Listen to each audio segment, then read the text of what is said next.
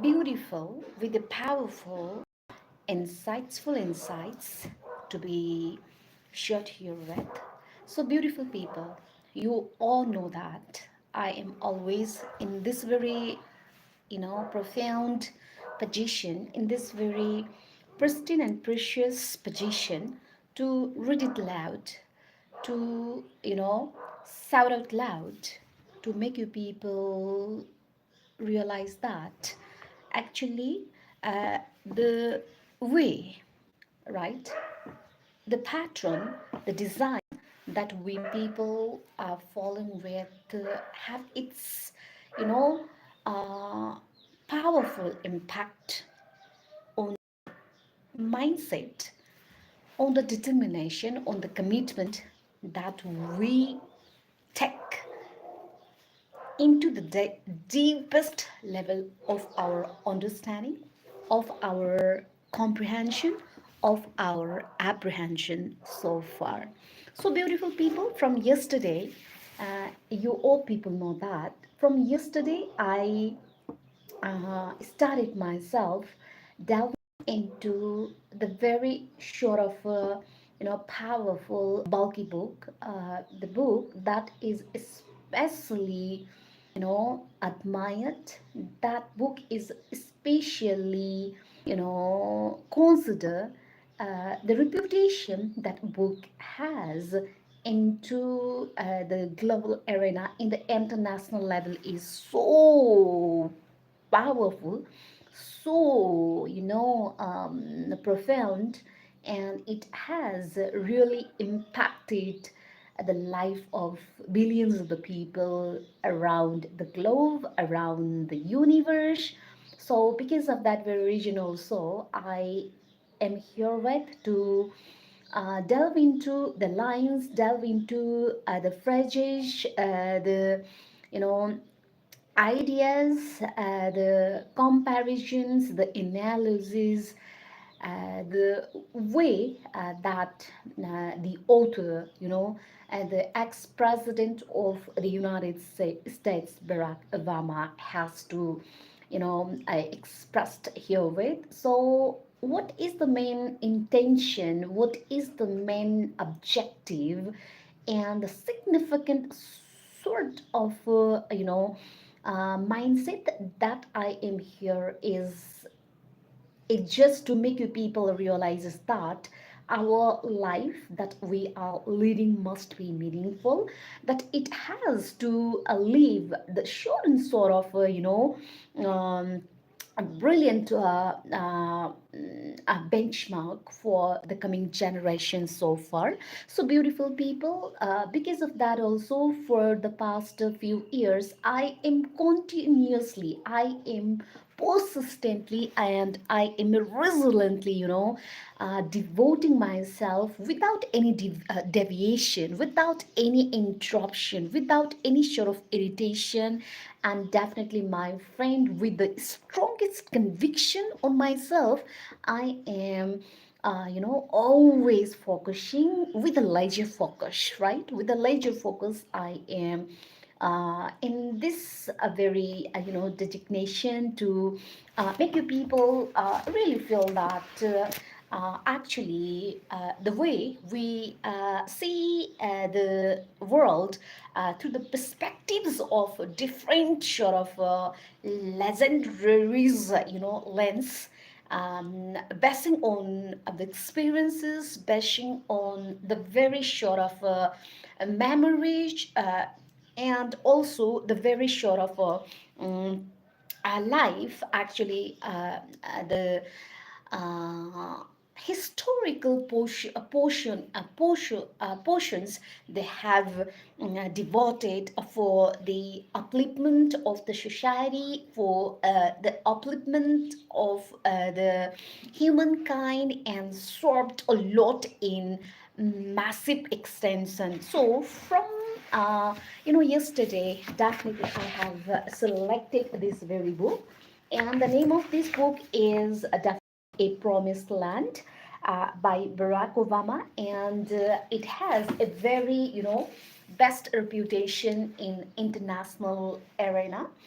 And as a student of literature, as a English graduate from Triveni International Triveni University, right? I am so much privileged and so much delighted to share the passion of my understanding through this very live session as well. So because of that very reason, the compassion, the affection, the conversed and very still sort of a wisdom that I have into my inner bosom of my heart. I am also taken this very responsibility to make you people not just engulfed with the superficial sort of insights, wisdom. More than that, I am here with the sort of transcendental sort of ideas, taking the references, taking the analysis that are actually spread on the different media, and you people might not have that very much access, or let's say you might not have that much time as I do have, as I do design, as I do schedule, even if I do have a tight schedule. And because of that reason, I am fully, I am fully contributing, I am fully sacrificing my precious moment for going through with such huge sort of books, not for just to make you people manipulate, to make you people hypnotize, to make you people impress.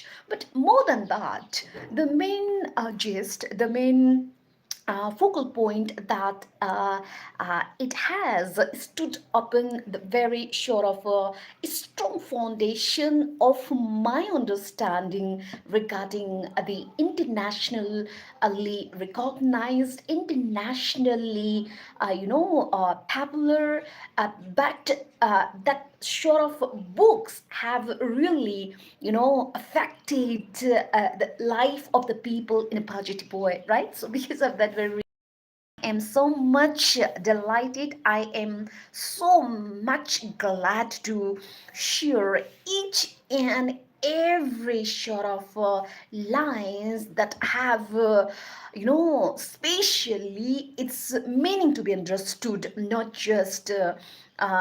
Making our life best, not just making our life advantageous, but more than that, we must have that sense of, urgency, making the life of others recognized, and make the life of other people meaningful, make the life of other people counted in terms of their, recognition in global arena. So far, so beautiful people, this is the very short pretext, this is the very short background that I am always here with, to make you people understand actually what is the program that I am hosting about. So as an inspirational guide, as a motivational speaker, lifeline coach, lifeline champion, blogger, YouTuber, all in all, the all-rounder, short of portion is already over here to make people actually go through with such a, books. Actually, which book has left the sort of golden imprint for making us aware about, making us alert about, and always encouraging and inspiring us to take such a, massive sort of lead to make our life remain in the pinnacle of that very position. Actually, who are they just ignoring their time, just ignoring their sense of urgency existence, and who always not been aware about and notice about the strength potentialities they do pauses in their heart in the dormant state so far. So I am playing as a role of catalyst, and I am playing as a role of a mediator and the bridge where actually the set goals, the set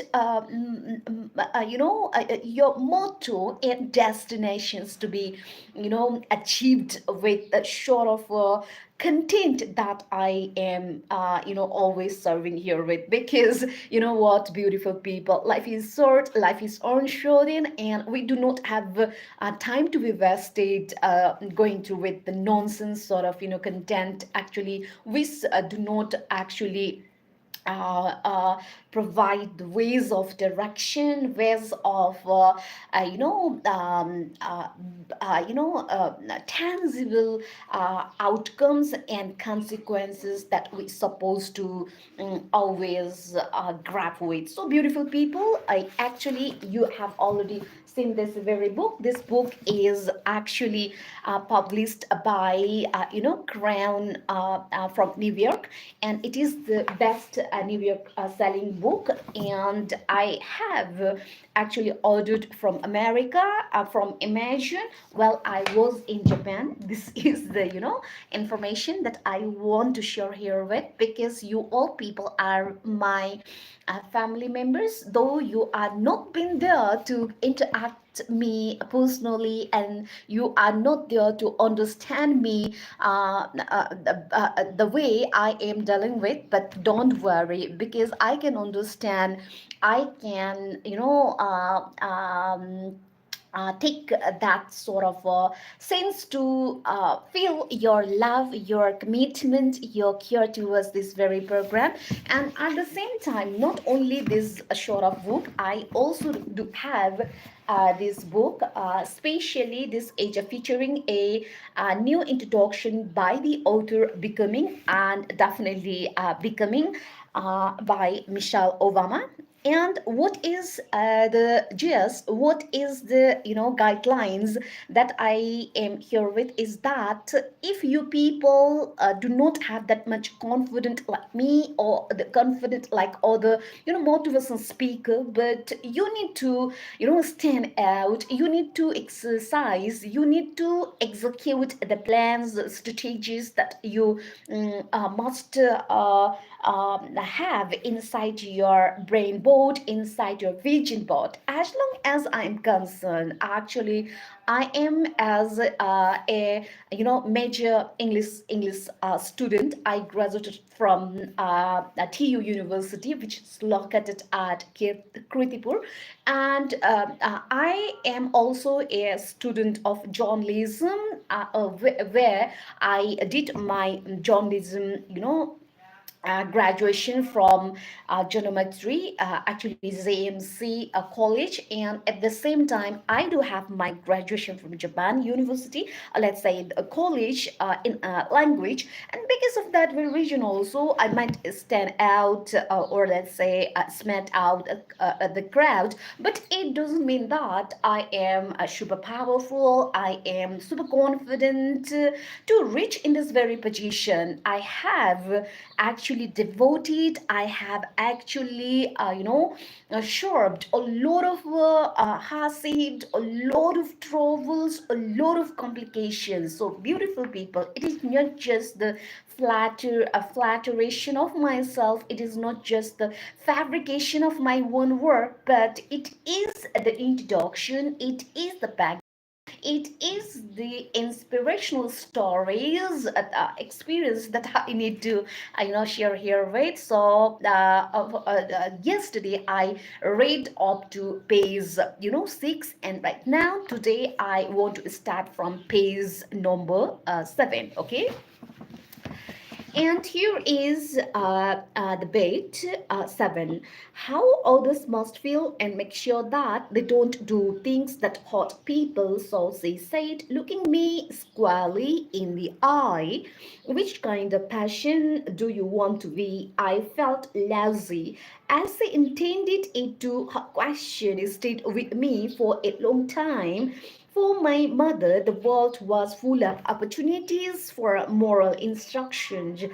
But I never knew how to get involved in a political campaign like my grandparents. As they was auspices of platforms, doctrines, absolutes, preferring to experience how values on a in a smaller canvas. The world is complicated, but that's why it's interesting. This made by the war in Southeast Asia, she would end up spending most of her life there, observing the language and culture, setting up micro lending programs for people in poverty long before microcredit became trendy in international development.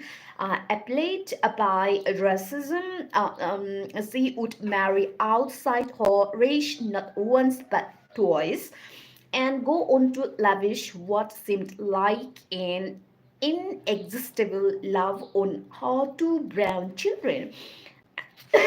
Sorry. Incensed by societal constraint put upon women, she would divorce both men when they proved overbearing or disappointing, carving out a career of her own choosing, raising her kids according to her one standards of decency, and pretty much doing whatever she damn well pleased. In my mother's world, the personal really was political, although she would not had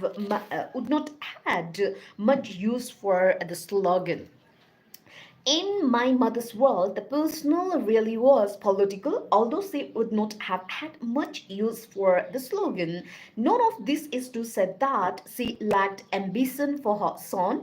Despite the financial strength, she and my grandparents would send me to Punahou, Hawaii's top school. The thought of me not going to college was never entertained, but no one in my family would ever have suggested I might hold public office someday.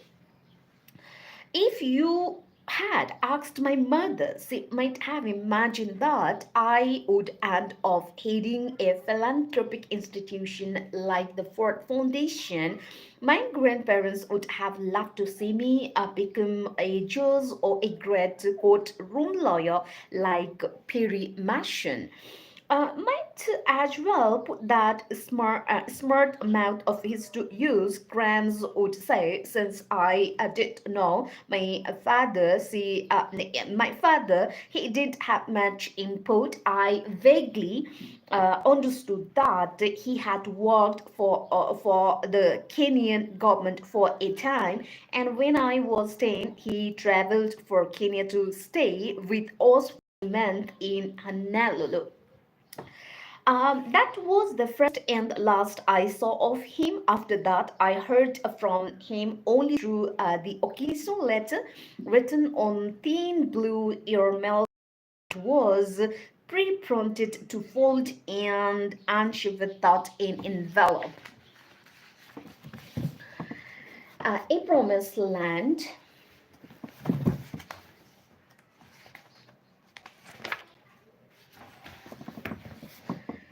Your mother tells me you think you may want to study architecture on let my read. I think this is a very practical profession and one that can be practiced anywhere in the world. It was not much to go on. As for the world beyond my family, well, what they would see for most of my teenage years was not a budding leader, but rather a lack a lackadaisical student, a passionate basketball player of limited talent, and an instant dedicated a partier. No student government for me, no a legal scout or interning at local congressman's office. Through high school, my friends and I didn't discuss much beyond sports calls, music, and plans for getting loaded. Three of these guys, Bobby, Titcom, Greg Ormin, and Mike Ramos, remain some of my closest friends to this day. We can laugh for hours over stories of our misspent youth. In later years, they would throw themselves into my campaigns with a loyalty for which I will always be grateful, becoming as skilled at defending my record as anyone on MSNBC. But there were also times during my presidency after they had watched me speak to a big crowd, say, or receive a series of recruit salutes from young Marines during a bus tour, where their faces would betray a certain bafflement, as if they were trying to reconcile the graying man in a suit and tie with the ill-defined man child they would want they had known once known. But there were also times during, I do know that sometimes in high school I started asking questions about my father's absence and my mother's choices. I do know that sometimes. I do know that sometime in high school, I started asking questions about my father's absence and my mother's choices, about how it was I had come to live in the place where a few people looked like me. A lot of the questions center on race. Why did blacks play professional basketball but not coach it? What did that girl from a school mean when she said she didn't think of me as black? Why were all the black men in action movies switchable, welding lunatics, except for maybe the one decent black guy, the sidekick, of course, who always seemed to end up getting killed. But I was not concerned only with the race, it was clash as well. Growing up in Indonesia, I had seen the yawning chasm between the lives of wealthy elites and improvised masses. I had a nascent awareness of the tribal tensions in my father's country, the hatred that could exist between those who on the surface might look the same. I bore daily witness to the seemingly cramped lives of my grandparents, the disappointment they felt with the TV and liquor, and sometimes a new appliance or car. I noticed that my mother paid for her intellectual freedom with chronic finance struggles and occasional personal chaos, and I became attuned to the not so subtle hierarchies among my prep school classmates, mostly having to do with how much money their parents had. And then there was the unsettling fact that despite whatever my mother might claim, the bullies, cheats, and self promoters seemed to be doing quite well, while those she considered good and decent people seemed to get screwed in a full lot.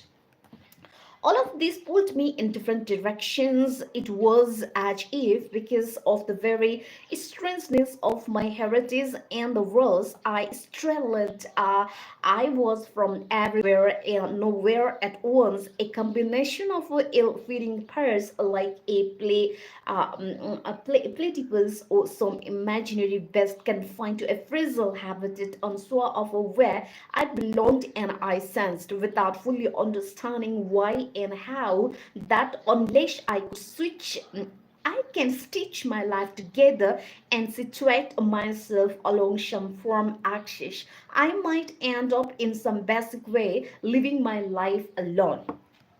I didn't talk to anyone about this. Certainly not my friends or family. I didn't want to hurt their feelings or stand out more than I already did, but I did find refuge in books. The reading habit was my mother's doing, instilled early in my childhood. Her go to move any time I complained of bedroom or when she could not afford to send me to the international school in Indonesia, or when I had to accompany her to the office because she didn't have a babysitter.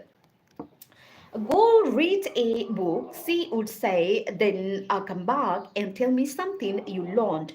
There were a few years when I lived with my grandparents in Hawaii while my mother continued her work in Indonesia and raised my younger sister Maya without my mother around to nag me. I didn't learn as much as my grades readily attested. Then around 10th grade that changed. I still remember going with my grandparents to a romance cell at the Central Union Tours across the street from our apartment and finding myself in front of a bin of old hardcover books. For some reason, I started pulling out titles that appealed to me or sounded vaguely familiar. Books by Ralph Ellison and Langston Hughes, Robert Payne Warren and Dostoevsky, D.H. Lawrence and Ralph Waldo Emerson. Grant, who was eyeing a set of used golf clubs, gave me a confused look when I walked up with my box of books. So sublime.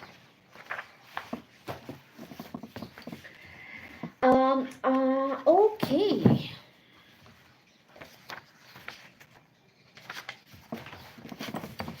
A Promised Land team.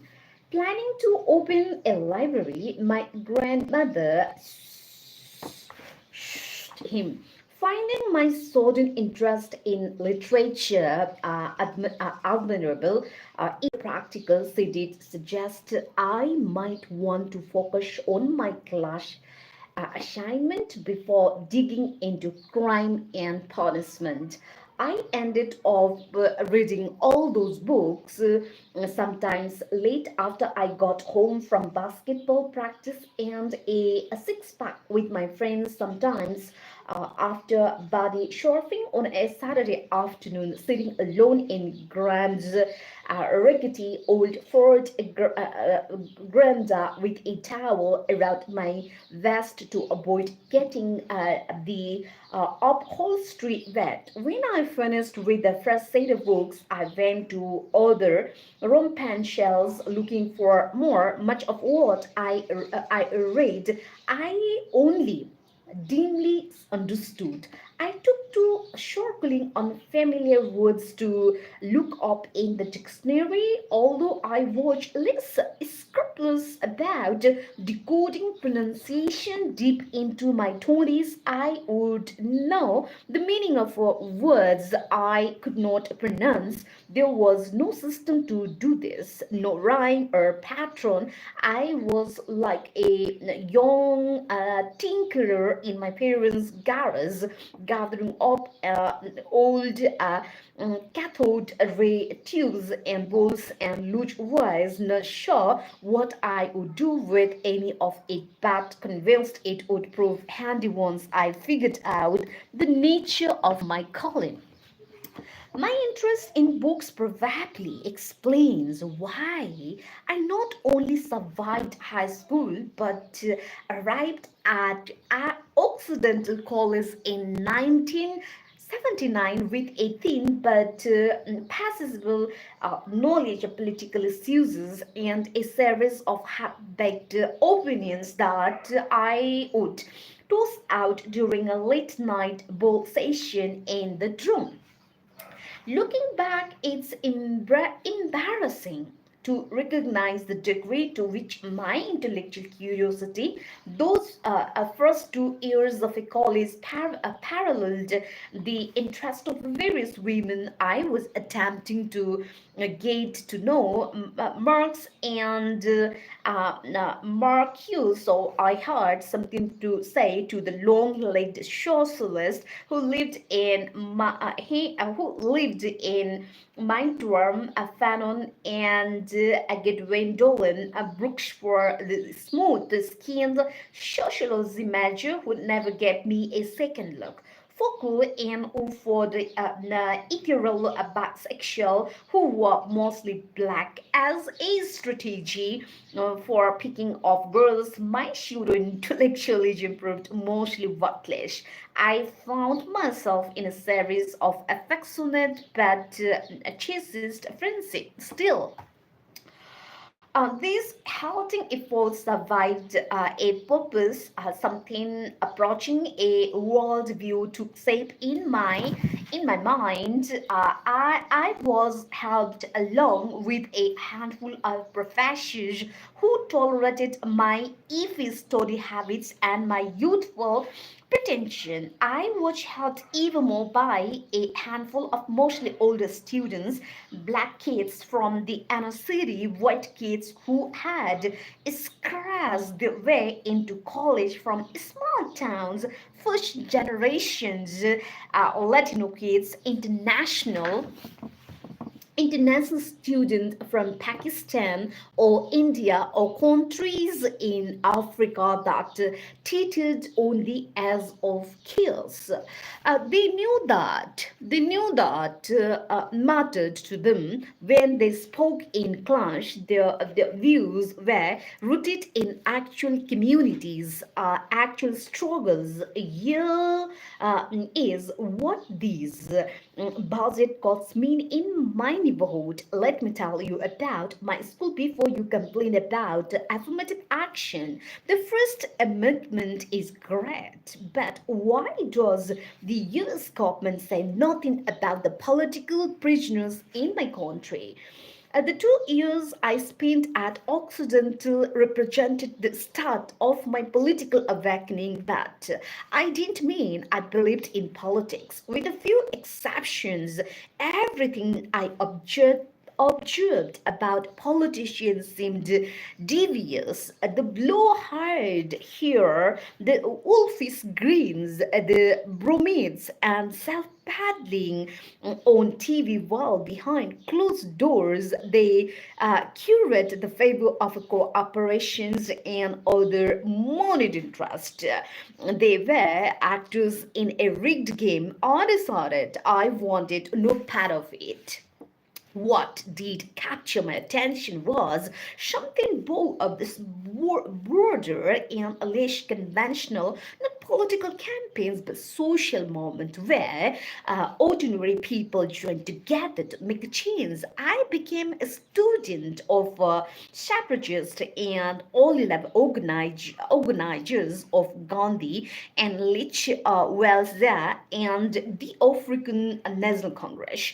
Most of all, I was inspired by young leaders of the civil rights movement, not just Dr. King, but John Lewis and Bob Moses, Fannie Lou Hamer, and Diana Nash. In their historic efforts, going door to door to register voters, sitting down at lawns, counters, and marching to freedom songs, I saw the possibility of practicing the values of my mother had taught me how you could build your power not by putting others down but by lifting them up. This was true democracy at work. Democracy not as a gift from on high or a division of spoils between interest two groups, but rather democracy that was earned. The group of everyday. The result was not just a change in material conditions, but a sense of dignity for people and communities, a bond between two, those who had once seemed far apart. This I decided was an ideal worth pursuing. I just needed focus. This I decided was an ideal worth pursuing. I just needed focus. After my sophomore year, I transferred to Columbia University, figuring it would be a new start for 3 years in New York, holed up in the service of dilapidated apartments, largely sworn of old friends and bad habits. I lived like a monk, reading, writing, filling up journals, really bothering without college parties or even eating hot meals. I got lost in my head, preoccupied with the questions that seemed to layer themselves one over the next. What made some moments succeed where others failed? Was it a sign of a success when portions of a cause were absorbed by conventional?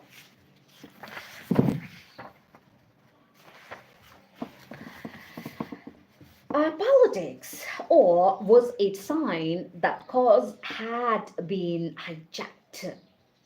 Politics, or was it a sign the cause had been hijacked? When was compromise acceptable and when was it selling out, and how did one know the difference? Oh, how honest I was then, how fierce and humorless when I look back on my journal entries from time. I feel a great affection from the young man that I was aching to make a mark on the world, wanting to be a part of something grand and idealistic. I feel a great affection for the young man that I was acting to make a mark on the world, wanting to be a part of something grand and idealistic, which evidence seemed to indicate did not exist. This was America in the early 1980s, after all. The social moments of the previous decade had lost their vibrancy. The new act, conjure verism was taking hold. Ronald Reagan was president. The economy was in recession. The Cold War was in full swing. If I were to travel back in time, I might urge the young man I was to shut the books aside for a minute, open the windows, and let in some fresh air. My smoking habit was in full bloom. I would tell him to relax, go meet some people, and enjoy the pleasures that life reserves for those in their 20s. The few friends I had in New York tried to offer something advice. You need to lighten up, Barack. You need to get laid. You are so idealistic. It's great, but I don't know if what you are saying is really possible. I resisted the voices. I resisted precisely because I feared they were right, whatever. I was incubating during those hours spent alone, whatever vision for a better world I would let flourish in the hothouse of my youthful mind.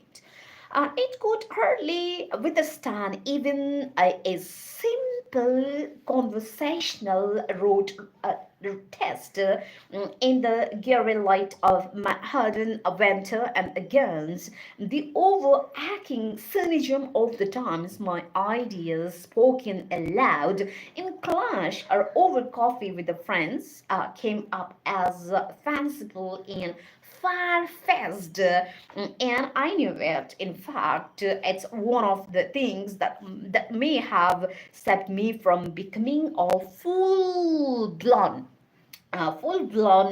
uh, crank before I reached the age of 22.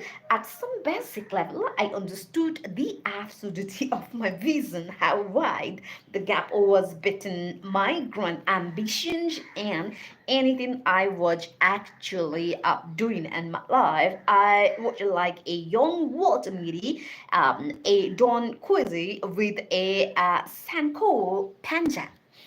This too can be found in my journal entries from that time, a pretty accurate chronicle of all shortcomings. My preference for a no navel gazing over action, a certain reserve, even saddish, traceable perhaps to my Hawaiian and Indonesian upbringing, but also the result of deep self consciousness, a sensitivity to rejection or looking stupid, maybe, or even a fundamental laziness.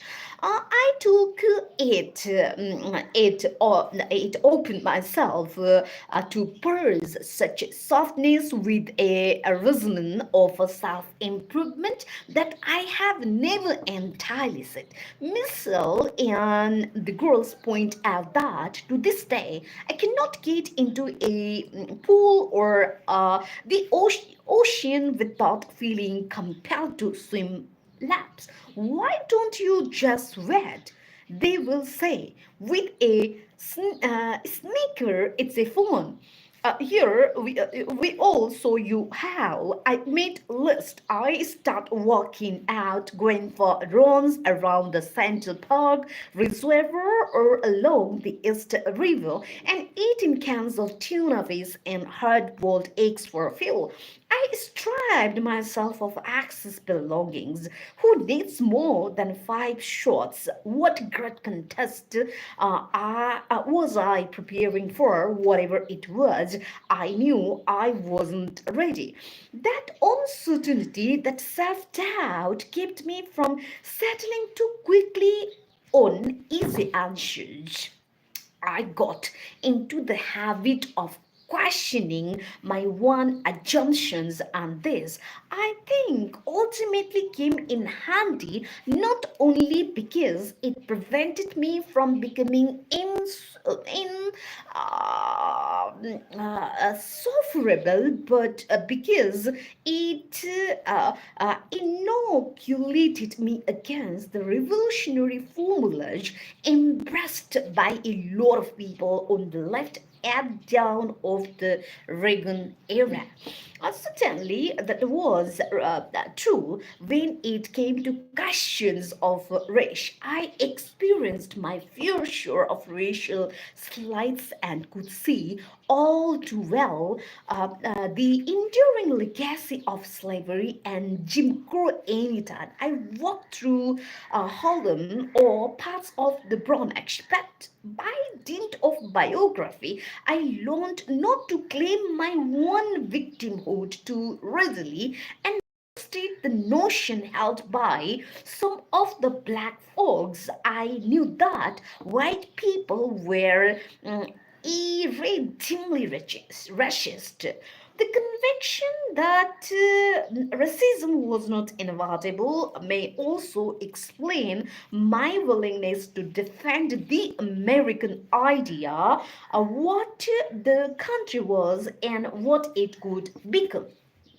My mother and grandparents had never been noisy in their patriotism, reciting the Pledge of Allegiance in clash, waving small flags on the 4th of July. These were treated as pleasant rituals, not scared duties. Their attitudes toward Easter and Christmas were pretty much the same. Even Grant's service in World War II was downplayed. He told me more about eating K rations terrible than he ever told me about the glory of marching in Patton's army. And at the pride is being American, the notion that America was the greatest country on earth, that was always a given. As a young man, a chest fight against books that dismissed the notion of American exceptionalism, got into long drawn out arguments with the friends who insisted the American hegemon was the root of Operation Worldwide. I had I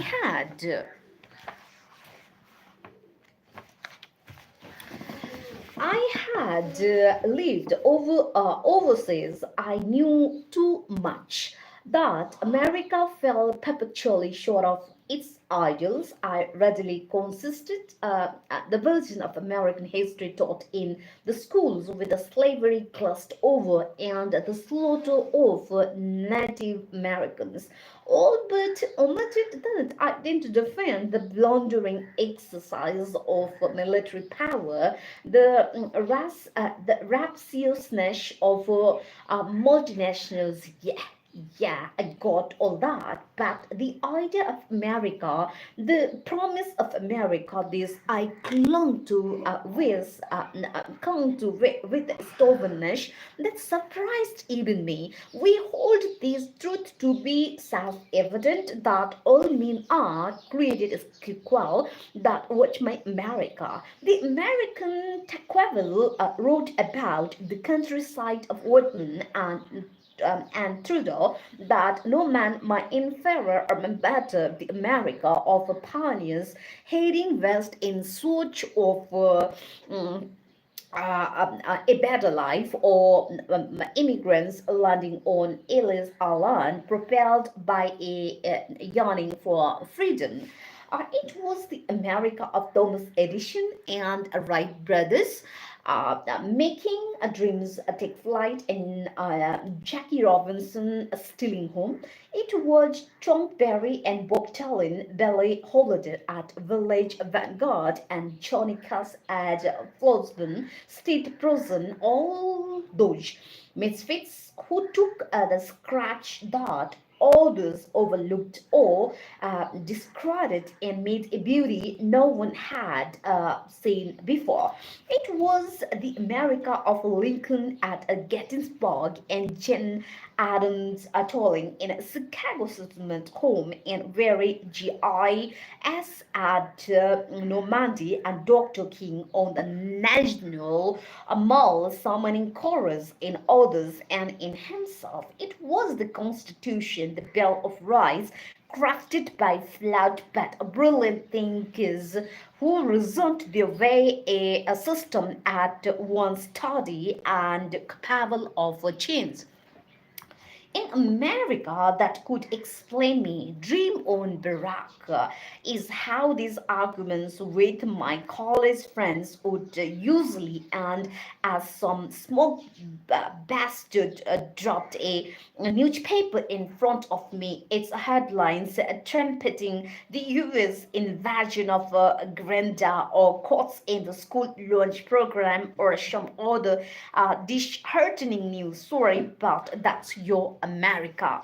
Such ways, my state, when I graduated in 1983, big artists and nowhere to go. There were no moments to join, no selfless leaders to follow. The closest I could find to what I had in my mind, something called community organizing, grassroots work that brought ordinary people.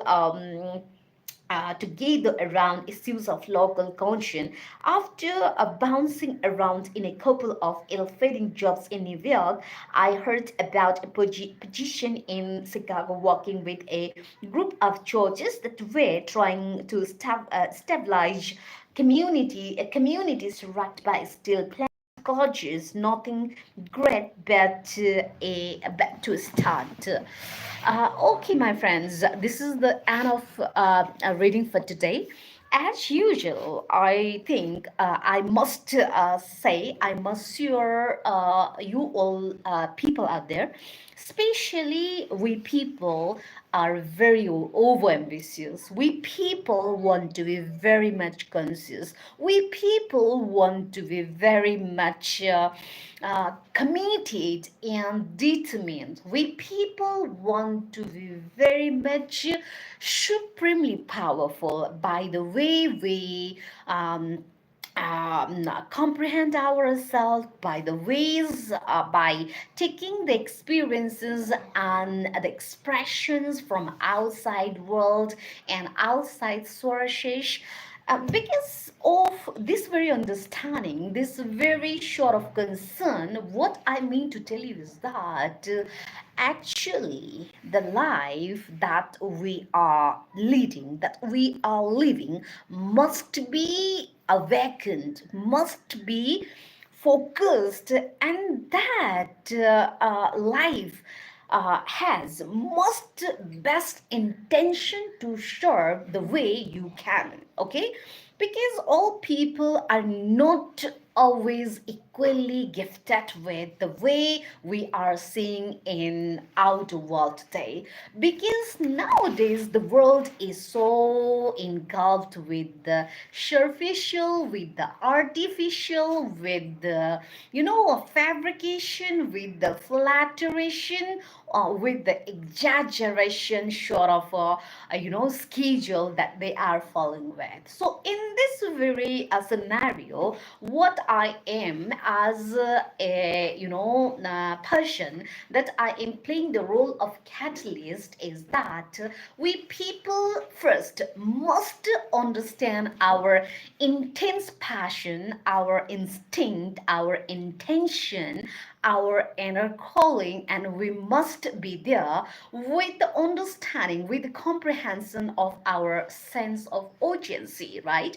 As I have already mentioned, that our life that we are going through has been affected by the impression, by the so-called stereotype of mindset that are already input in our system of thinking, in the process of our thinking. And because of that very reason also, we might not be so much superior in terms of thinking. We might not be right in the process of our thinking process. In this very situation, what can we expect, right? What can we expect, and what might be the result and consequences that we're supposed to get in the future, in the near future? I don't say future because I haven't seen the future, because I don't think that in my dictionary there is no future, but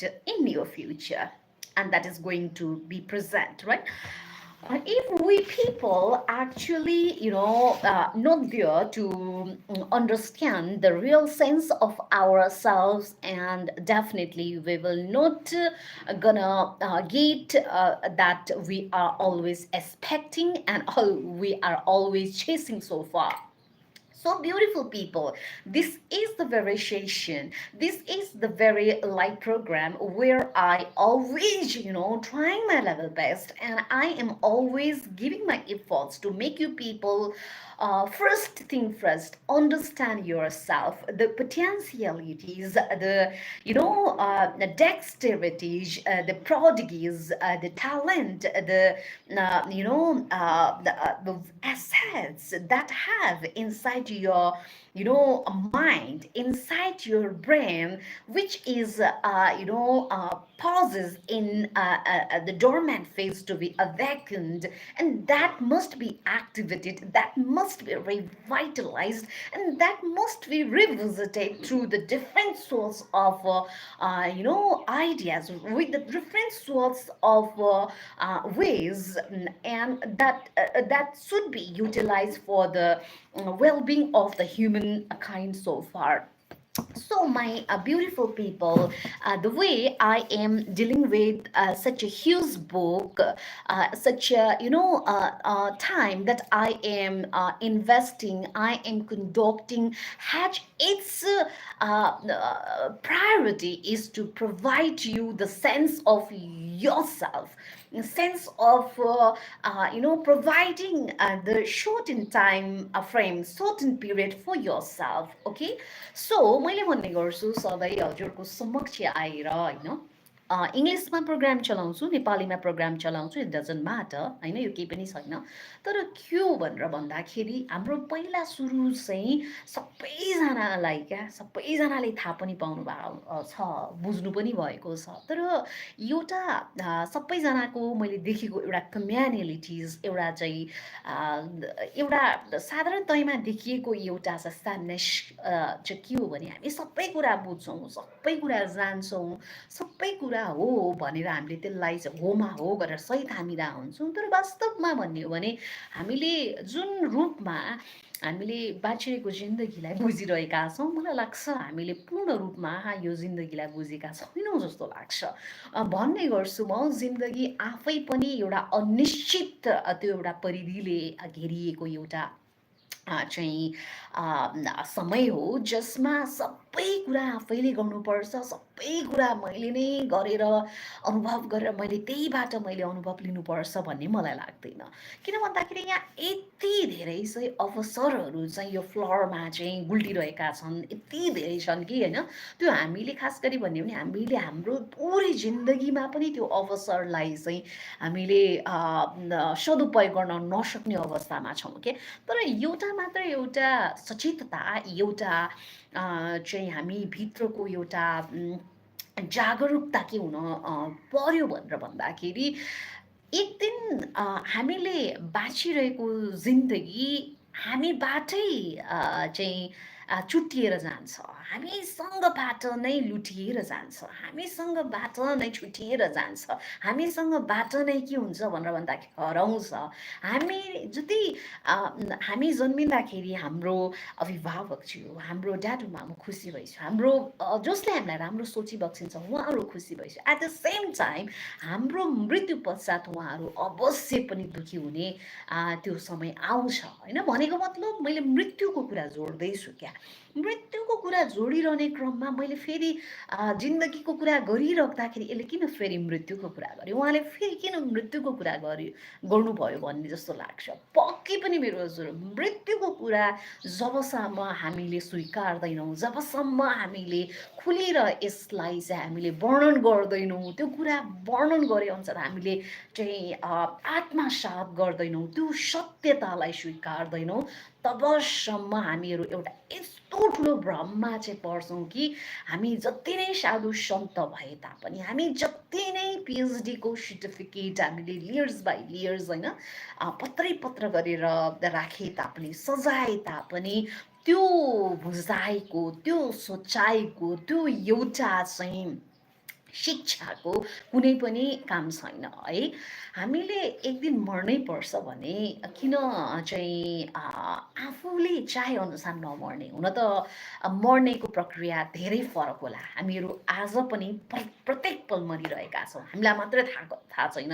हाम्रो एउटा physiological एउटा चाहिँ शारीरिक रूपमा नै हामीहरू भित्रभित्र हाम्रो सेल्सहरू मरिरहेको छ भने पक्कै पनि हामीहरू मृत्युको त्यो एउटा बिन्दुमा चाहिँ मृत्युको त्यो एउटा चाहिँ त्यो घेरामा चाहिँ हामीहरू अगाडि चाहिँ हामीहरू प्रेरित भइरहेका छौँ, गइरहेका छौँ भने हामीले त्यो मृत्युलाई आत्मसात गर्नै पर्छ भने किन त्यो मृत्युलाई चाहिँ हामीले बोधो भएर केही नजानेर होइन आफूभित्र भगवान्ले आफूभित्र भएको जुन एउटा चाहिँ शक्तिले प्रदान गरेको त्यो विचारलाई चाहिँ उजागर नगर्ने त भन्ने एउटा ठुलो बिग क्वेसन हो क्या मेरो हजुर। त्यही भएको भएर जतिसुकै प्र्याक्टिकल भए पनि, जतिसुकै तपाईँ सुसम्पन्न भए पनि, जतिसुकै तपाईँ सफल भए तापनि तपाईँलाई मृत्युले एकचोटि न एकचोटि तपाईँलाई जितेरै छाड्छ। जति नै हामी मृत्युलाई पन्छौँ, जति नै हामीहरू चाहिँ मृत्युको कुरा नगरौँ, जति नै हामी चाहिँ मृत्युलाई चाहिँ पछि पारेर म अगाडि छु भनेर भनौँ, मृत्युले हामीलाई पछाडिबाट ग्रिप गरि नै रहेको छ क्या मेरो हजुर। यो एउटा जिन्दगीलाई बुझ्ने, जिन्दगी प्रति चाहिँ सकारात्मक हुने एउटा पाटो पनि हो के। जति जति हामीले सत्य कुरालाई अँगाल्दै जान्छौँ, सत्य कुरालाई चाहिँ हो भनेर आङ्कलन गर्दै जान्छौँ, त्यति त्यति नै हामीहरू हल्का हुँदै जान्छौँ, त्यति त्यति नै हामीहरू चाहिँ आफूसँग चाहिँ धेरै प्रष्ट हुँदै जान्छौँ। किन भनेर भन्दाखेरि हामीले देखेका छौँ हामीभन्दा अगाडि कैयौँ चाहिँ हाम्रा पिता पुर्खाहरू जन्मिस्यो होइन, उहाँ पिता पुर्खाहरूको धेरै आशीर्वादसँगै हामीहरू अहिले छौँ होइन। भनिसकेपछि हरेक एउटा चाहिँ के अरे यो नीति यो एउटा चाहिँ सत्यता हो कि मृत्युले हामीलाई कहीँ गए पनि छोड्दैन। म त के भन्छु भने होइन, आफै ड्राइभिङ गरिरहेको हुन्छु होइन, हुन त अब मृत्युको कुरालाई सम्झिँदाखेरि, सोच्दाखेरि, त्यो कुरा आउँदाखेरि निराशावादको कुरा आउला होइन, पेसमिस्टको कुरा आउला, तर जे कुरा पछि हुनु छ त्यो हुन्छ भनेर त्यसलाई स्वीकारेर अगाडि नै त्यसमा आफ्नो प्रिपेयर्डनेस चाहिँ विभिन्न तरिको चाहिँ के अरे ज्ञानमूलक चाहिँ खुराक होइन पस्क्याउँदै त्यसलाई इन्हाल भनिदिन्छु क्या, त्यसलाई लिँदै इनपुट गर्दै आफूले रेडी हुनु चाहिँ यो बेस्ट आइडियाज हो जस्तो लाग्छ मलाई। त्यही भएको भएर म बुकहरू एकदमै धेरै पढ्न मन पराउँछु होइन। मलाई एकदमै किताबहरू मेरो एकदमै सबभन्दा मेरो प्रेसियस साथी हो। सम्भवतः मेरो किताबभन्दा साथी हुनुहुन्न। अनि यो एउटा चाहिँ जिन्दगीलाई फिगर आउट गर्ने, जिन्दगीलाई बुझ्ने, जिन्दगीसँगै हामीले चाहिँ अर्को भनेको कुरा चाहिँ मृत्युलाई स्वीकार गर्ने जुन एउटा चाहिँ सुसुप्त अवस्थामा रहेको हाम्रो एउटा बुझाइ छ नि, त्यो बुझाइलाई चाहिँ उदाङ्ग बनाउने, त्यो जिन्दगीको पाटोलाई, त्यो जिन्दगीको साइजलाई अझ बुलन्द रूपमा चाहिँ फिजाउने, त्यसलाई चाहिँ त्यसको एउटा जुन रुट हुन्छ नि, जरालाई अझ भित्रसम्म चाहिँ पुर्याएर अझ बाहिरी रूपमा चाहिँ झाँगिनको लागि चाहिँ हामीले जुन कुरा अनुभव गरेका छौँ नि, त्यो हाम्रो अनुभूतिहरू मात्रै चाहिँ सफिसियन्ट छैनन् के, तिनीहरू पर्याप्त छैनन्। यो भन्दै गर्दा फेरि आफूले आफैलाई बुझ्ने कुरा पनि मैले गरिरहेको छु, यो अलिकति विरोधाभास पनि होला, तर मैले भन्न खोजेँ के हो भनेर भन्दाखेरि आफूले बुझ्नु त पर्छ नै, तर त्यसलाई चाहिँ अझ आफूले बुझ्दै गर्दाखेरि,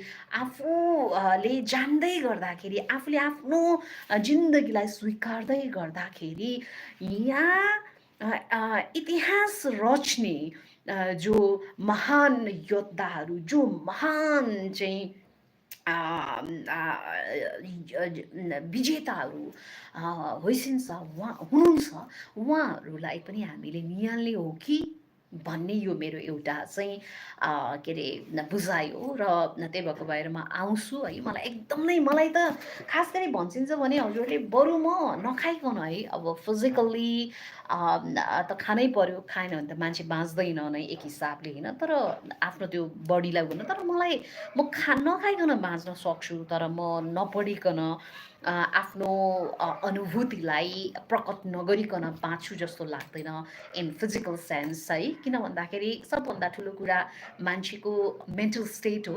मेन्टल स्टेट कतिखेर बुस्टअप हुन्छ, कतिखेर चाहिँ एकदमै कन्सलिडेटेड हुन्छ, एकदमै यसलाई के भन्छ भने सुसङ्गठित हुन्छ, अर्गनाइज्ड हुन्छ भन्दाखेरि जतिखेर तपाईँले आफै नै आफूलाई एउटा बर्ड भ्यू भनिन्छ नि, चरा चरा आफ्नै तपाईँको अस्तित्वलाई चाहिँ तपाईँको फिजिकल एउटा चाहिँ भौतिक त्यो एउटा त्यो फिगरलाई, त्यो फर्मलाई हेर्नको लागि तपाईँको त्यो एउटा चाहिँ जुन बुझाइ छ, जुन अन्डरस्ट्यान्डिङ छ, जुन तपाईँको एउटा चाहिँ भिजन छ, त्यो भिजनले नै तपाईँलाई स्वीकार गरेर हेर्नुपर्छ। तपाईँ कुन साइजमा हुनुहुन्छ, तपाईँ कहाँनिर लोकेट गर्नु भइरहेछ, तपाईँको सिचुएटेडनेस कहाँनिर छ, तपाईँ कुन एङ्गलमा अलाइन हुनु भइरहेको छ, तपाईँको चाहिँ सेन्स अफ जिन्दगीको अन्डरस्ट्यान्डिङ के हो, तपाईँले जिन्दगीमा के चाहनु भइरहेछ, तपाईँ जिन्दगीको त्यो कुन चाहिँ दिशातर्फ डिरेक्ट भइरहेको छ, तपाईँ कुन कुराबाट ग्रिप हुनुहुन्छ, तपाईँ कुन कुराले तपाईँ एकदमै गरुङ्गो भइरहेको छ, तपाईँलाई कस्तो कस्तो चाहिँ प्रिजम्सनहरूले, तपाईँलाई कस्तो कस्तो किसिमको बायस्ड खालको चाहिँ एकदमै भनिन्छ नि, एकदमै यसलाई मलाई ट्याक्क नेपालीमा भन्न आएन है, त्यो तपाईँ कस्तो खालको चाहिँ कुराले प्रिअकुपाइड हुनु भइरहेको छ, तपाईँको जिन्दगीको मकसद के हो, तपाईँको जिन्दगीको चाहिँ हैसियत के हो, तपाईँको जिन्दगीले चाहिँ कस्तो कस्तो किसिमको चाहिँ उत्प्रेरणा दिइरहेको छ, तपाईँको जिन्दगी कतातिर चाहिँ ढल्किरहेछ, तपाईँले अहिलेसम्म जन्मेर तपाईँले कति पाइला हिँड्दै गर्दा तपाईँको त्यो पाइलाले अरूलाई चाहिँ प्रभाव पारिरहेको छ, तपाईँ कस्तो कस्तो कुराले चाहिँ अफेक्टेड हुनुहुन्छ, तपाईँ के कुरा बेसी सोच्नुहुन्छ, तपाईँ के कस्तो कुराले चाहिँ बढी चाहिँ लाभान्वित भइरहेको छ, आफ्नै सोच यी यावत कुराहरू चाहिँ हामीलाई जान्न आवश्यक जस्तो मलाई लाग्छ है। त्यही भएर मलाई एकदमै मेरो जो पनि दर्शक श्रोताबिन्द हरू चाहिँ होइसिन्छ, पक्कै पनि मैले यो यति कुरा गरिराख्दाखेरि एकदमै मैले जेनरलाइज कुराहरू गरे जस्तो पहिला पनि सुनिरहेको कुराहरू जस्तो अलिक भेगहरू हजुरलाई लाग्न सक्छ, जबसम्म हजुर आफै पनि आफ्नो जिन्दगीलाई चाहिँ बुझ्ने प्रयत्न गर्नुहुन्न क्या। त्यही भएको भएर यो मेरो एउटा सानो एउटा प्रयत्न हो क्या, मेरो एउटा यो सानो चाहिँ एउटा पहिलो चाहिँ कदम हो, जसमा चाहिँ म आफैलाई इन्भल्भ गराइरहेको छु क्या। मलाई भोक लागेको छ भने मैले आफैले खानुपर्छ क्या, मलाई निन्द्रा लागेको छ भने मलाई आफैलाई नै सुत्नुपर्छ, मलाई केही कुराप्रति मेरो लगाव छ भने त्यो लगावलाई चाहिँ पूर्णता दिनको लागि म आफै नै जात्रो भएर टाउकोले टेकेर भए पनि त्यो ठाउँसम्म चाहिँ पुग्नै पर्छ भन्ने त्यो किसिमको चाहिँ धैर्यता, त्यो किसिमको कटिबद्धता, त्यो किसिमको चाहिँ विषमा प्रतिज्ञा, त्यो प्रतिको चाहिँ मेरो निष्ठा, त्यो प्रतिको मेरो चाहिँ आस्था, त्यो प्रतिको मेरो एउटा दत्तचित्तनेस हुन्छ नि, त्यो प्रतिको मेरो हुनैपर्छ क्या मेरो हजुर। त्यही भएर मलाई थाहा छैन, मेरो जिन्दगी कति प्रलङ हुन्छ भनेर, कतिसम्म लम्बिन्छ, कतिसम्म म बाँच्छु भनेर मैले तपाईँहरूलाई ठ्याक्कै भन्न सक्दिनँ। तर एउटा चाहिँ जिन्दगीको ठुलो एउटा अहम भनिन्छ नि, अहम एउटा चाहिँ लक्ष्य भनेको चाहिँ जति सक्दो म जस्तो अवस्थामा भए तापनि आफूले जाने बुझे अनुसार चाहिँ कोहीलाई पनि दुःख दिने इन्टेन्सन भनेको मेरो हुँदैन क्या। म कहिलेकाहीँ कुनै पनि कुराले रिसाउँला, म कुनै पनि कुराले कहिलेकाहीँ इगोइस्टिक हुँला, म कुनै पनि कुराले कहिलेकाहीँ होइन अलिक लो फेजमा आएर म अलिकति के अरे प्रोएक्टिभ भन्दा पनि रियाक्सनिस्ट हुँला। तर त्यसको तात्पर्य यो होइन कि मैले तपाईँको जिन्दगीलाई चाहिँ ध्वस्त पार्न खोजेको, म डिजास्टरस भएर चाहिँ हजुरको लाइफलाई चाहिँ भङ्ग गर्न खोजेको होइन। जे जस्तो अवस्था भए तापनि मैले फोकस गर्ने एउटा पिन पोइन्ट गर्ने एउटा पोइन्ट भनेको चाहिँ हामीभित्र भएको जुन इन्टेन्सन छ नि, जुन कुराले हामीलाई हामी बनाएको छ नि, त्यो कुरालाई पलिस्ट गर्नु हो, त्यो कुरालाई चिन्नु हो, त्यो कुरालाई चाहिँ हामीले आत्मा साथ गर्नु, त्यो कुरालाई चाहिँ आत्मा बोध गर्नु, र त्यो आत्मा बोध गरिएका चाहिँ विचारले अरूको जिन्दगीलाई चाहिँ सकारात्मकताको त्यो बाटोमा चाहिँ डोर्याउनु हो होइन। म नबोलिकन पनि बस्न सकौँला, मैले गनाउने सास मैले म भित्र नै निहित पनि गर्न सकौँला, तर म गर्न सक्दिनँ।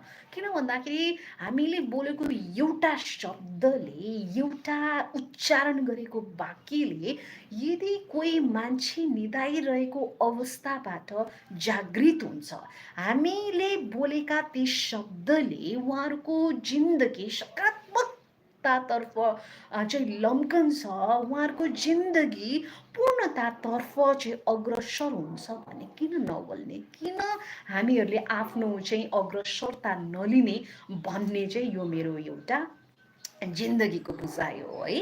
र मलाई लाग्छ मैले चाहिँ अब हजुरसँगबाट चाहिँ मैले प्रोग्राम एन्ड अप गर्नुपर्छ आजको लागि, र म भन्छु हजुरले हेर्नुहोस् नहेर्नुहोस् मलाई त्यो खास चाहिँ माइन्ड राख्दैन, तर मैले आफूले आफूलाई हेर्नुपर्छ, मैले आफूले आफूलाई बुझ्नुपर्छ, not in that mean sense, not in that stingy sense, not in that confined sort of mind set and mentality.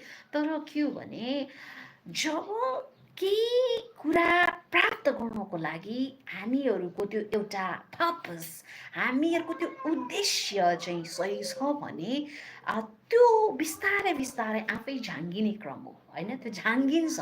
तर त्यो हामीभित्रको त्यो पकड होइन होइन, हामीले त्यो कुरालाई त्यही मैले हुन्छ भनेर त्यसमा पनि म लागि पर्ने होइन, तर आफूभित्रको जुन एउटा आगो छ, जुन एउटा चाहिँ टुसाएको बिहा छ नि, त्यो कुरालाई हामीले मलजल गर्नुपर्छ।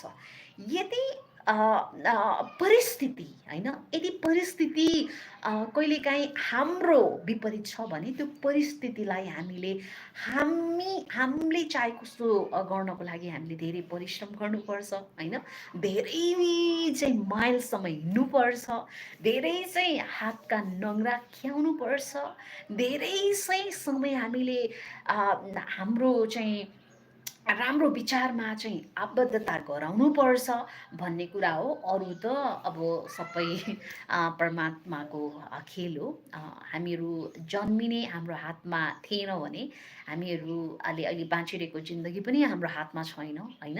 एट द सेम टाइम हामीहरू मर्ने र हाम्रो विवाह पनि हाम्रो हातमा छैन भने हामीले त्यो कुरामा खासै टाउको दुखाइराख्नु पर्ने जस्तो म कुरा देख्दिनँ। जे आउँछ मजाले पचाउँछ भने जस्तै जे आउँछ त्यो कुरालाई हामीले सहर्ष स्वीकार गर्नुपर्छ होइन। पञ्चधातुले बनेको हाम्रो शरीर हो, हामीले जन्मिसकेपछि एक दिन न एक दिन यो पार्थिव शरीरलाई चाहिँ कसैको जिम्मा लगाएर, तपाईँको पार्थिव शरीर तपाईँ गइसकेपछि तपाईँको पनि पकडमा हुँदैन, तपाईँको पनि हुँदैन होइन। तपाईँलाई जलेर जान मन लागेको छ भने तपाईँ जल्न पनि पाउनुहुन्न, तपाईँलाई पुरिएर जान मन लागेको छ भने तपाईँको अन्त्येष्टि त्यसरी पनि हुँदैन।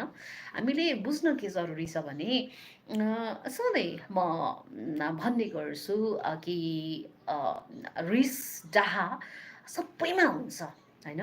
जसरी रगत रातो हुन्छ, हामीले आगोमा हात राखिसकेपछि आगो जल्छ होइन। पृथ्वी आफ्नो परिक्रमा लिसिन्छ पृथ्वी ज्यूले। एट द सेम टाइम सूर्य भगवान उदाइसिन्छ। यी यावत प्राकृतिक जुन एउटा चाहिँ मोमेन्टहरू भइरहेका छन्, ती मोमेन्टमहरू लिइरहेछन्, ती इभेन्ट्सहरू, ती चाहिँ कार्यक्रमहरू क्या हामीहरूले गर्दा भइरहेछन् क्या। त्यो कुनै एउटा चाहिँ शक्ति छ, त्यो शक्तिले चाहिँ त्यो कुरालाई चलायमान बनाइरहेको छ भने हामीहरू यो 7 बिलियन जनसङ्ख्यामा हामी एउटा सानो एउटा कमिलाको टाउको पनि होइनौँ क्या। भनिसकेपछि हामीले बुझ्न के जरुरी छ भने हाम्रो एक्जिस्टेन्स हाम्रो लागि ठुलो होला, हामीले ठुलो बनाउला, हाम्रो प्रब्लम हाम्रो लागि ठुलो होला, तर बुझ्नुपर्ने आवश्यक चाहिँ कुरा के हो, एउटा बुद्धत्व, एउटा विचार के हो भने सकेसम्म एकदम नै सही रूपमा चाहिँ बाँचौँ होइन, जुन चाहिँ साँच्चीकै डिसिप्लिन्ड वेमा नै त्यो प्रुभन भएको छ, सबैको जिन्दगी फलेको छ, फुलेको छ, त्यही अप्नाउँदै अगाडि बढौँ होइन। रिस सबैमा हुन्छ, त्यो कुरालाई रिसमा मात्रै सीमित नराखौँ, त्यसलाई सकिन्छ पोजिटिभिटीतिर ट्रान्सफर गरौँ र त्यसलाई चाहिँ हामीले सकेसम्म पाइतालाको मुनि चाहिँ कुल्चेर राखौँ। किन भन्दाखेरि आखिरी जे कुराको पनि सकारात्मकता भन्ने कुरा, एउटा पोजिटिभनेस भन्ने कुराले सधैँ पोजिटिभ रिजल्ट नै के अरे रिलिज गर्छ होइन। पोजिटिभ भाइबले पोजिटिभ एनर्जी नै रिलिज गर्छ र नेगेटिभ जुन एउटा चाहिँ ब्याड एउटा वर्स्ट एनर्जी, डार्क एनर्जी नै रिलिज गर्छ। यति भन्दै आजको प्रस्तुतिबाट म प्रस्तुता पवि हजुरको समक्षबाट चाहिँ जान्छु। भोलि फेरि भेट अवश्य हुन्छ है। यति यो विश्वासको साथमा अब चाहिँ जान्छु, टाइम पनि भइसकेको छ, because I have lot of schedule to be met, I have lot of deadlines to be met by today. So है, धेरैजनालाई धेरै धेरै धन्यवाद है। कोहीले हेर्नु नभए पनि ठिकै छ, हेर्नु भए पनि ठिकै छ है। अहिले समयको कुराकानी गर्नु पर्दाखेरि चाहिँ मलाई आफैलाई चाहिँ एकदम नै धेरै म सर्वोत्कृष्ट भएको होइन महसुस गरिरहेको छु। अनि म सधैँ मैले हिजोबाट किताब पढेँ भने अब यो किताब नसिद्धिन्जेलसम्म म नसिद्धिन्जेलसम्म र फेसबुक नसिद्धिन्जेलसम्म चाहिँ रहिरहन्छ। अनि सकारात्मक भावले अगाडि बढौँ, सकिन्छ सबैजनालाई सहयोग गरौँ, सकिँदैन कोहीलाई पनि होइन नराम्रो नगरौँ। बरु तपाईँ हजुरहरूलाई केही कुरामा चित्त बुझाएको छैन भने त्यो टर्म नै बरु ब्रेक गरिदिनुहोस् के, त्यो टर्म नै नराख्नुहोस्, त्यो जरुरी छैन कि त्यही रिलेसनमा स्टिक हुनुपर्छ होइन। त्यो कुराले तपाईँलाई पीडा दिन सक्छ, बरु बाटो अलग गरिदिनुहोस् न होइन, पुरै सकिहाल्यो है। र यति भन्दै जसले पनि मलाई होइन धैर्यतापूर्वक सुनिदिनु भयो, हजुरलाई धेरै धेरै धेरै धेरै धन्यवाद, थ्याङ्क यू सो मच। अनि मेरो आशीर्वाद, मेरो दाजु मामको आशीर्वाद एकदम नै पवित्र भगवान् पशुपतिनाथ होइन, पशुपतिनाथ भगवान्को आशीर्वाद लागोस् हजुरहरूलाई। यति भन्दै म चाहिँ जान्छु। अब फेरि मैले भुजा पनि खानुपर्छ है, भुजा खाएर अब अफिसको लागि रेडी हुनुपर्छ। 8:37 गएको छ। हजुरलाई राम्रो लाग्यो भने सेयर गर्न सकिन्छ, होइन भने हजुरलाई स्क्रोल गर्न सकिन्छ होइन। हजुरलाई इन्ट्रेस्ट छैन भने म त्यसमा गर्दिनँ। अहिले चाहिँ जान्छु ल। अनि सबैजनाले मलाई सपोर्ट गरिराख्नु भइरहेछ है। यहाँनिर चाहिँ ऋषि राम श्रेष्ठ सरले हेरिरहेको छ, थ्याङ्क यू सो मच। त्यसै गरेर प्रणय ठकुरीज्यू सरले हेरिरहेको छ, दुवै सरज्यूहरूलाई थ्याङ्क यू सो मच। अनि एट द सेम टाइम मेरो नभनौँ हाम्रो मेरो चाहिँ एउटा कस्तो छ भने एउटा पोजिटिभ कन्टेन्टहरू चाहिँ पस्किने गर्छु। युट्युब छ द पवि सो भनेर, हजुरहरूले यदि समय पाएको खण्डमा चाहिँ हजुरले यता युट्युबतिर गइसिन्छ भने द पवि सो भनेर टाइप गर्छु, द पवि सो छ। अनि त्यहाँ गएर हजुरलाई थाहा हुन्छ मैले कस्तो खालको कन्टेन्टहरू पस्किन्छु भनेर होइन। मैले सर्ट्सहरू पस्किन्छु, मैले भिडियोजहरू, ब्लगर पनि हो म, ब्लगहरू पनि मैले पस्किरहेको हुन्छु। तर अहिले एउटा टेक्निकल एउटा इस्यु के आइरहेछ भने मेरो यो आइफोनमा चाहिँ स्टोरेज फुल भएको भएर मैले त्यो ब्लगहरू मैले चाहिँ कन्टिन्यू गर्न पाइरहेको छैन। इन न्यू फ्युचर है एकदम नै मैले चाहिँ म एकदम नै तदारुकताका साथ म ब्लगहरू फेरि पनि हजुरको समक्ष पस्किन्छु। र यति भन्दै हजुरहरूसँग छुट्टिन मन छैन, तर यो एउटा प्रकृतिको नियम हो। मैले भन्ने गर्छु हामी जन्मिसकेपछि हाम्रो मृत्यु असम्भाव्य छ, हुन्छ। त्यसै कारण म यसरी लाइभमा हजुरको समक्ष मैले इन्ट्री मारिसकेपछि मेरो एक्जिट पनि त्यो असम्भाव्य छ, म जान्छु। अनि यो एउटा चाहिँ कस्तो भन्दाखेरि मेरो हजुर एउटा चाहिँ एउटा मिरर टेक्निक पनि हो क्या। म भन्ने गर्छु नि मलाई हजुरले हेर्सियोस् नहेर्सियोस् मलाई खासै त्यो फरक पर्दैन तर दिन प्रतिदिन मैले जुन रूपमा मैले आफूले चाहिरहेको जुन प्रोग्रेस छ त्यो कुरा जुन कन्फिडेन्ट अनि त्यो जुन किसिमको एउटा स्किल्स कम्युनिकेसन स्किल्स छ त्यो बिल्डअप गरिरहेको छु मैले त्यो पनि हजुरले फलो गर्छ होला हजुरलाई यसो लाइभमा आउन मन पर्दैन पब्लिक हुन मन पर्दैन भने हजुरले बिहान बिहान उठ्छु र आफूले एउटा मिरर टेक्निक लगाएर मिररमा गएर तपाईँकोले कसरी हाउभाउ गर्ने कसरी प्रेजेन्टेबल हुने कसरी चाहिँ तपाईँले आफूभित्र भएका त्यो कुरालाई चाहिँ एउटा सिलसिलाबद्ध रूपमा भन्छ नि साइमल्टेनियसली एउटा स्वच्छन्द रूपमा चाहिँ आफूलाई लागेको कुराहरू व्यक्त गर्ने त्यो टेक्निक सिक्न सकिन्छ किन भन्दाखेरि अहिलेको के अरे संसार भनेकै मार्केटिङ हो भनिन्छ नि बोल्नेको पिठो बिग्छ नबोल्नेको चामल पनि बिग्दैन तर मलाई चाहिँ चामल भन्दा पनि मलाई पिठो नै मनपर्छ बट इन द्याट सेन्स कि अब हामीले कुनै पनि कुरालाई चाहिँ सकारात्मक रूपले चाहिँ त्यो किसिमले चाहिँ प्र्याक्टिस गऱ्यौँ भने त्यसलाई अभ्यास गऱ्यौँ भने त्यसलाई एक्जिक्युट गऱ्यौँ भने त्यो एउटा मूर्त रूपमा आउँछ अनि हामीहरू चाहिँ सफल हुन्छौँ in our terms of success है हाम्रो चाहिँ सक्सेसको परिभाषाको रूपमा हामीहरू चाहिँ त्यो गर्न सक्छौँ हेर्नुहोस् न अब जान मन छैन तर जाँदैछु फेरि म भोलि आउँछु अनि thank you so much from the core of my heart.